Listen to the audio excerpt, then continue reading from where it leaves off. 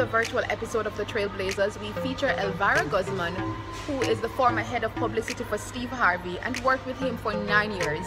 She's also the CEO of Elvie G PR, which is based in Hollywood, California. So I'm interested to hear her journey, particularly because of the fact that at 14 years old, both her parents were imprisoned. She's also going to share with us some success tips and some branding and publicity that you can use at this time. Stay tuned.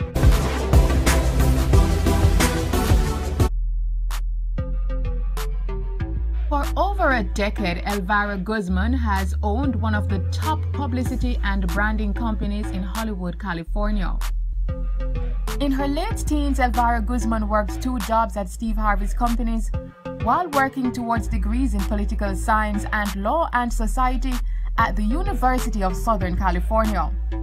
For 9 years, she worked on significant projects with a comedian, actor, and radio host. She held several titles, including executive producer, segment producer, stage manager, event coordinator, and chief web developer. When she departed Harvey's companies to start her own, Elvira held the titles of PR and branding director for Steve Harvey, the Steve Harvey Radio Network, and the Steve Harvey Suit Collection. Her journey to the top was, however, not without its share of challenges. We explore more in this episode, as well as some vital branding and publicity tips you can use to elevate your career. Hi Elvira, it is a pleasure to have you on this virtual episode of The Trailblazers. And you look gorgeous, as always. You're looking fabulous. Oh, thank you. Same to you. All right, so jumping right into the discussion, you have accomplished so much, just going through your resume, going through your profile. I'm so impressed. And still you're young. So, congratulations on your recent book. You have 4 books in total now, right? Thank you. And yes, it's 4 books now. Okay, congratulations. But your journey didn't start with all of that success. In fact, you went through insurmountable difficulties. Tell us about that experience which you have shared in your books about your parents being imprisoned at 14 years old, and how did you deal with that? Yeah, I was 14 years old. I was leaving basketball practice and my parents didn't come to pick me up. And I knew something was wrong because they were always there. They were the kind of forgetful parents that others may have. And so I knew something was wrong. I felt it in my stomach. And the next thing I hear is that they might be doing 20 years to life in prison, when all I knew is that they had spiritual stores. They would help people. All they did was sell teas and herbs to help people naturally to get over their illnesses. So I really didn't know where this came from. So I felt from one day to the next, my life was turned upside down. My mom, when she came to this country, she started working as a housekeeper. So one of her biggest things for her daughters were, no, you guys are not going to be cleaners at the house. I need you to get an education so that you can make something out of your life, something better than what I did. And so I had a housekeeper and, all of those little luxuries that all of a sudden they were gone. So I didn't know how to cook. I didn't know how to clean. I didn't know how to do anything besides getting straight A's at school. So I felt a little not equipped to, deal with life or with that obstacle. But sure enough, like we all know, God is always with us. And I was able to surpass the obstacle. So I feel very, very fortunate. And from that experience, I'm able to help so many kids now that have at least 1 or 2 parents in jail or who have had them pass away. I'm able to give them the tips that I needed in order to overcome that. And your parents are now out of jail, right? Yes, they've been out of jail since I was 21 years old. And we have a great relationship, and they've actually been retired because the government gave them a very nice settlement for being falsely incarcerated. Wow. Can you imagine that? But that's when they say bad things in Jamaica, we say bad things turning around for good. Definitely, for sure. Yeah, or good things coming out of bad things. But just to address still what you had to do during that time when your parents were incarcerated, how did you manage? How did you cope? Were there persons in your life that helped you mentally and also physically to get through each day? Yeah, definitely. I would say that the number one thing that I did was to throw myself into success. So I wanted to focus on getting straight A's. I wanted to be the best in my volleyball team. I wanted to be the best in my basketball team, because in my eyes, if people saw that I was doing okay on the outside, they wouldn't tell Child Protective Services on me, and I wouldn't be put into foster care, because my sister had signed to say that she was going to be my guardian, but she was only 21 years old. And if you remember what you were like, I remember what I was like at 21. I should not have taken care of a 14-year-old. Yeah. So I just wanted to be as perfect as I could on the outside, so that nobody would be like, hey, who is she living with? What's going on? Why are these issues happening? So I dealt with it in that way. I ended up getting a job at a pizza place, and I worked there after my basketball or volleyball practices so that I could make it so I could have gas money to drive to school. And I honestly thank that obstacle more than any other obstacle, because that's what actually made me. If not, I probably would have been a spoiled brat that probably would have never worked until after I graduated college, like I know so many kids do, which is such a bad thing, because it's the first time they're learning how to do their own laundry or cook their own food, but they're already full-on adults. Thank God I went through that when I was younger, and now I could do anything. You went to USC. Tell us, how critical was that experience for you, and just having that, that education to propel you forward? Wow, just hearing you say that still brings chills, because I did it. And I remember when I was in high school, my high school counselor, she was this white lady teaching at a Latino and Black school. And I had a 4.2 GPA, and she said, "You're not USC material." Straight up, because she's seen that my parents were in jail, and she judged me. And she said that somebody like me should just go and get a job and try and make the best out of life. And I told her, I was like, well, my sister went to USC, so my family is USC material. But that didn't matter to her. It just crushed me. And so I ended up going 2 years to community college. And then by then I still got straight A's at community college, and I was already working for Steve Harvey. And I still didn't have the courage to want to go to USC. And I told one of my colleagues, and I was like, yeah, I'm going to transfer probably to like Loyola Marymount or something like that. And she was like, well, what would be your first choice? I was like, USC, but I'm not USC material, because that lady had put that in my mind way back then. And she was like, yes, you are. She was like, I'm going to help you do the application, because one thing about when somebody puts that in your mind, you don't even want to try. You don't think that you can do it, because somebody who was an authority figure at one time told you that you weren't enough. And so that woman's name at my job that helped me do the USC application, her name is Yolanda Buggs, and I love her to death. And she helped me fill it out, and she told me that I should write about my story when I write the letter to college, because at that time I didn't want to tell anybody. I was like, no, how embarrassing. They're not going to want me at their school. And she was like, no, you need to tell them what you went through and show them that you're resilient. And the next thing I know, I'm at USC thriving. And when I released my first book, they actually asked me to do a book signing in their bookstore. They sell my books in their bookstore now.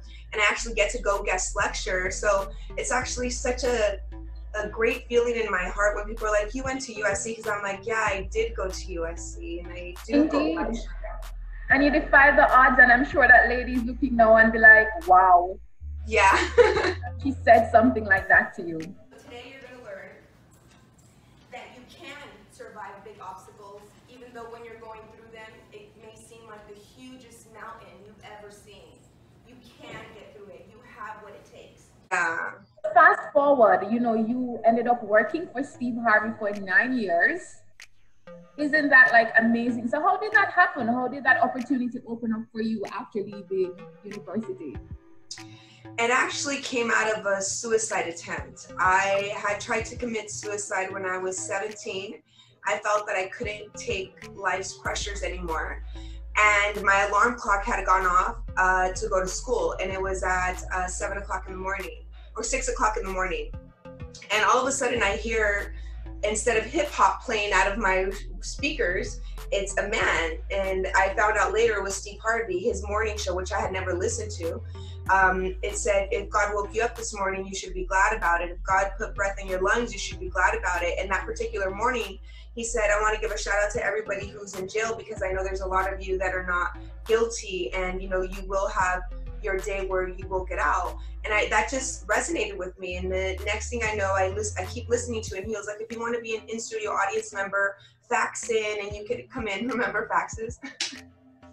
And so I remember I got to my little job at the time and they had a fax machine and I faxed in and I got tickets to go. So once I went there, I felt the vibe. And Tamara, you know what it's like when you go into a TV studio or a radio studio, you know that that's what you're supposed to do. There's nothing like that energy. There's nothing like that feeling. Your heart starts beating.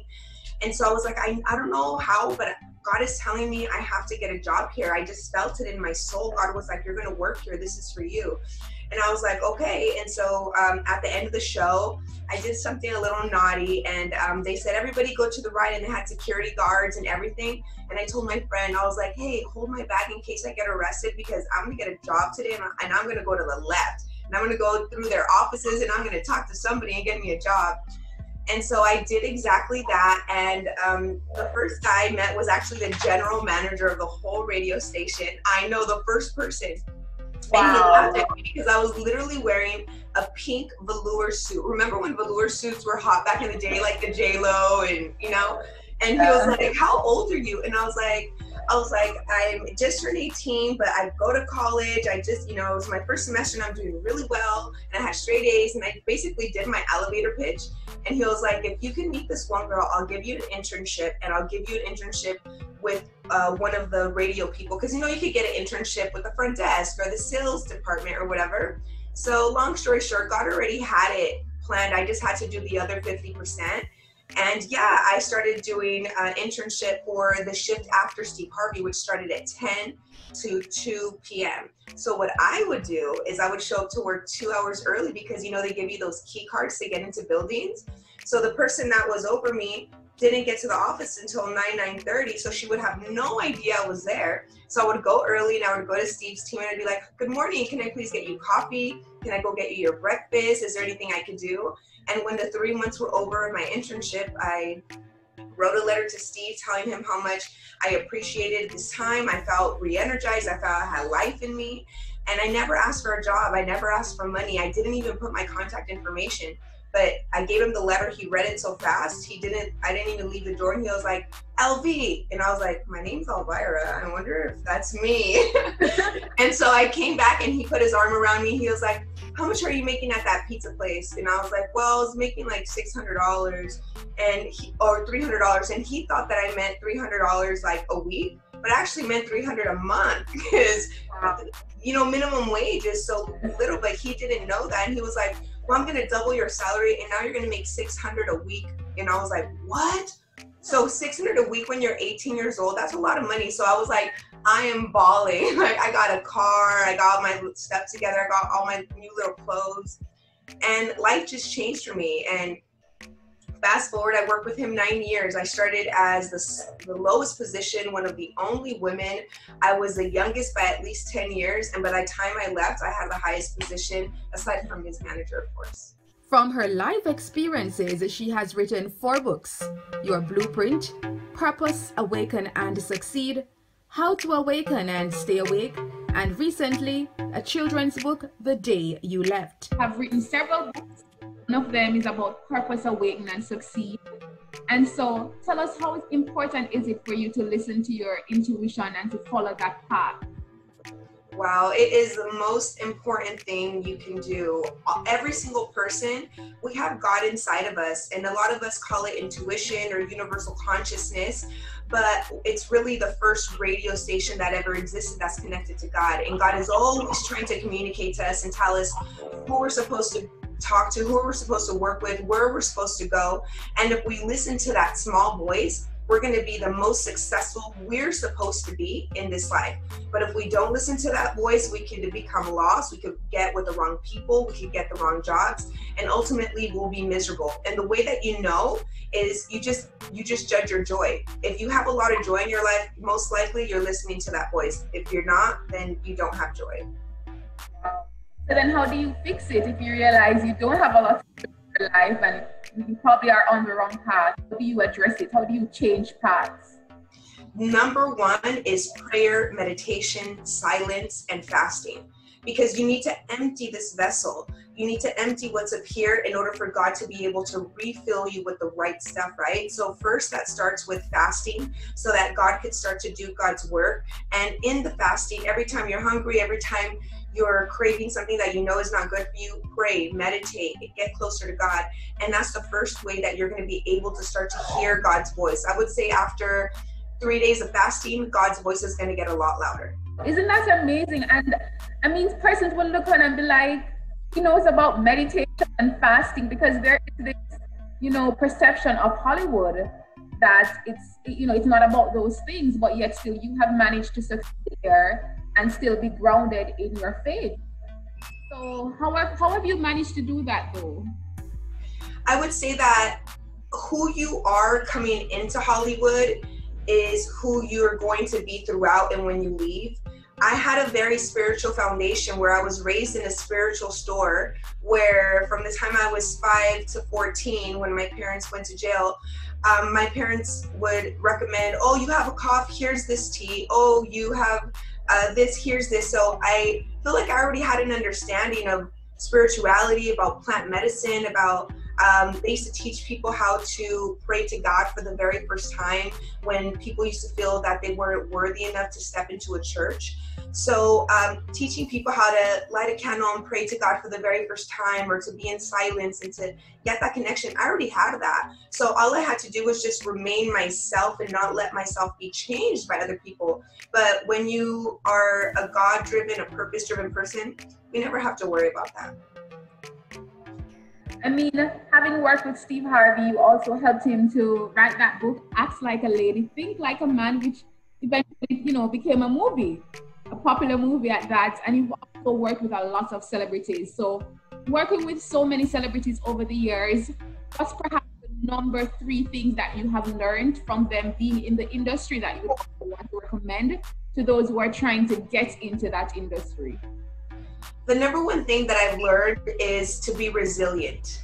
I've seen all of my clients get rejected every single day, several times, and they don't let that stop them. And I would say that that's the 1% of people, because usually others, they don't even try to get rejected and they don't even do anything because they fear people not accepting who they are or what they have to offer. And so number 1 is be resilient. Who cares if you get 10 no's, 100 no's? It doesn't matter. You just need 1 yes, and that 1 yes could propel you to that next step.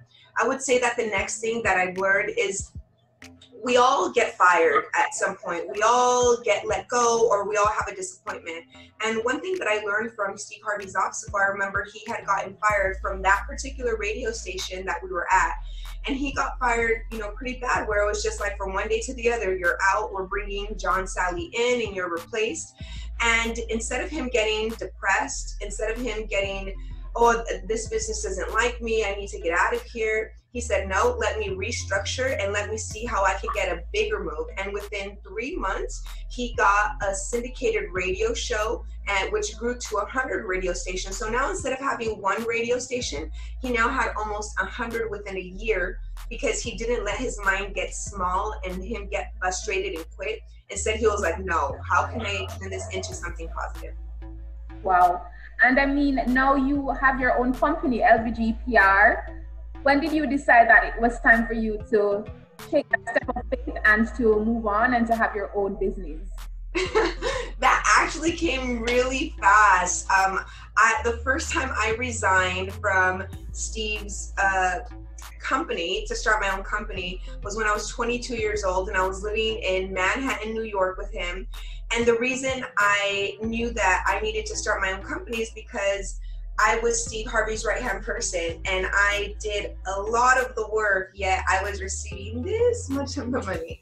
And I said, well, if I could just start my own company, I could start to make this kind of money for myself by getting tons of clients and simply doing what I'm doing for Steve, but now multiple. So he supported me. I moved back to California at 22. I started my company, and I became one of the fastest growing publicity companies in Hollywood. And that's when Sister to Sister wrote about me, and being Terry Kennedy on BET, they reached out to me to be on that reality show. So for me, it came pretty quick. And I say the reason why is because my parents never had bosses. So for me to have a boss for all those years, it was very unnatural for people to tell me what to do, where to go, what time to get here all the time. It was a little annoying. Wow. So you have a book, a new book. This is your fourth book, I don't think, is it released yet?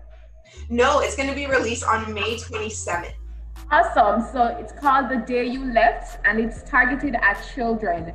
Tell us about it. Tell us about why you chose that name, The Day You Left, and how is it that you're hoping that it will impact the lives of children and everyone who reads it?